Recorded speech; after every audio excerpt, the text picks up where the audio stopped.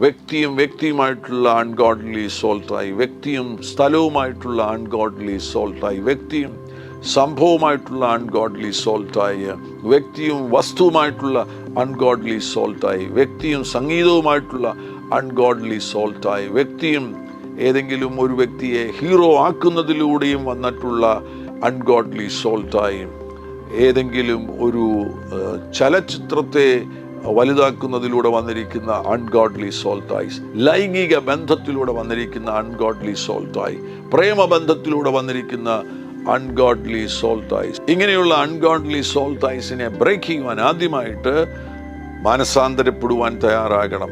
ഏറ്റുപറയണം, നിങ്ങൾക്ക് പറ്റിയ തെറ്റുകൾ ഏറ്റുപറയണം. നിങ്ങൾക്ക് ഫോണിനോട് അമിതമാകുന്ന അടുപ്പമാകുന്നു എങ്കിൽ നിങ്ങൾ ദൈവസന്നിധിയിൽ അത് ഏറ്റുപറയേണ്ടത് ആവശ്യമാണ്. തീരുമാനമെടുക്കണം. റിപ്പൻറ്റൻസ് എന്ന് പറയുമ്പോൾ മാറ്റമാണല്ലോ, രൂപാന്തരീകരണം സംഭവിക്കുന്നു, തീരുമാനങ്ങൾ എടുക്കുകയാണ്. അപ്പോൾ ഇന്നു മുതൽ കർത്താവേ, ആവശ്യമില്ലാത്ത നിലയിലുള്ള ഒരു പറ്റുമാനം എനിക്ക് ഫോണിനോട് ഉണ്ടാകുകയില്ല എന്ന് തീരുമാനമെടുക്കണം. അപ്പോൾ ഞാൻ പറഞ്ഞിരിക്കുന്ന ഈ നിലയിലുള്ള എല്ലാ നിഷേധാർത്ഥകമാകുന്ന അൺഗോഡ്ലി സോൾട്ടായിസും ബ്രേക്ക് ആകുവാൻ വേണ്ടി ആദ്യമായി വേണ്ടത് ഏറ്റുപറച്ചിലും മാനസാന്തരവുമാകുന്നു.